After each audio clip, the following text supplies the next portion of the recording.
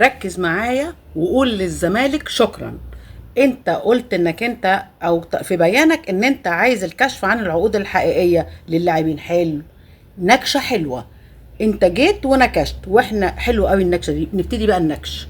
احنا عقودنا كلها عارفين ان هي عقود صحيحه. انت طبعا بتتكلم زيك زي ابو ريده، مش بقول لكم انتوا عاملين توأم الزمالك والاتحاد الكوره ابو ريده يعني.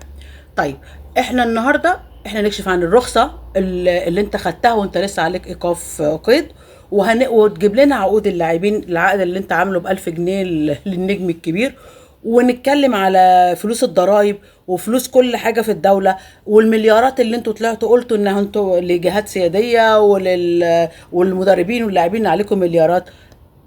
عليكم مليار تقريبا حاجه كده. طب حلو قوي، احنا بقى نكشف بقى لبعض كل حاجه ونشوف مين فينا اللي في الاخر، لو طول ما هيتحقق العدل، مين فينا اللي هيبقى موجود على الساحه ومين فينا اللي هيبقى كلبوش.